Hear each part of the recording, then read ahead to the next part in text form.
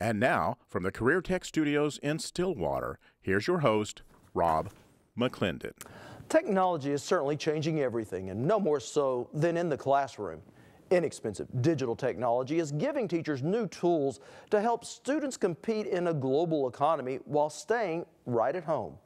We begin today in Ringwood, Oklahoma, where an innovative classroom is literally saving lives. What is wrong with your brain? It's Wednesday night supper at First Baptist Ringwood. Who? You're Egyptian? Is that what you said? And Pastor Brian Frable is in his element.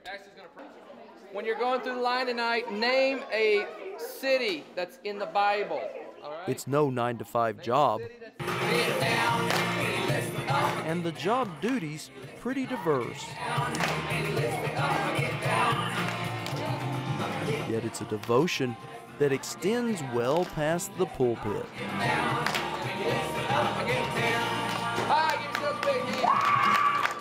I'm a pastor of a small town Baptist church. I got a call one day.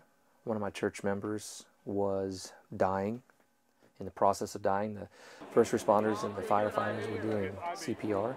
And I got called to the scene because I was the pastor and because they knew I'd need to be there for the family to comfort them. And I remember watching the firemen and the first responders do what they were doing. And my church member ended up passing away anyway. But I just remember seeing that, and it impacted me how much they were there for that family in crisis. It was these first responders, these firemen who were there when this man took his last breath and the family was experiencing death. And as a pastor, I got called when somebody died, but I never got called before somebody died, maybe to help them, maybe to comfort them, and so that really impacted me. So when asked to step into a new role, Frable joined the volunteer fire department. In my town, if you're there, if you can just show up, it doesn't matter what kind of skills you have sometimes, but just being there. We need warm bodies with pulses just to get to the scene, get equipment to the scene, just to help out sometimes. That led me to the process of responding to medical calls. But that takes training, that living in a small town with the responsibilities of a full-time job and 6 kids is hard to get. This next little section is diseases of white blood cells. That is until Frable found an EMS class at Career Tech. White blood cells there. Using distance education technology, Frable and other rural students from across the state can learn how to save lives without leaving home. And the long distance learning for me is great because I don't have to spend those hours driving. I can spend them in the classroom or with my family, and that means a lot to me. Because you really don't think about EMS until you need EMS. Gina Riggs teaches EMS training for Career Tech and says distance education classes help fill a dire need for rural paramedics.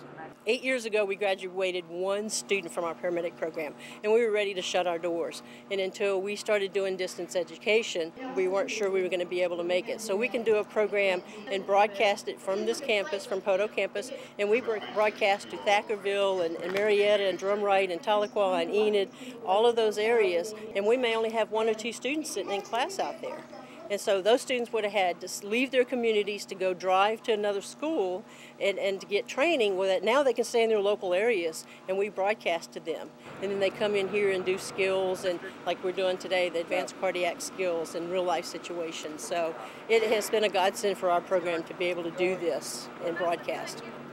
A godsend for the students and the towns they serve. I believe God called me to this community, and because I love this community, I wanted to serve it. Through EMS, it's opened up a whole new dynamic of serving my community, because now it's not the Baptist preacher showing up, it's Brian.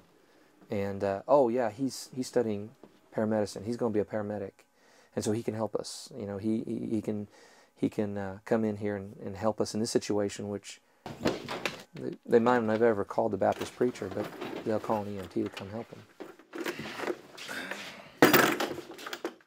Now, while distance education is helping fill the need for rural paramedics, rural ambulance service remains in critical condition. More than 45 services have closed their doors since the year 2000, and many others are teetering on solvency. It's an issue we've been following and one we'll talk more about in the coming weeks.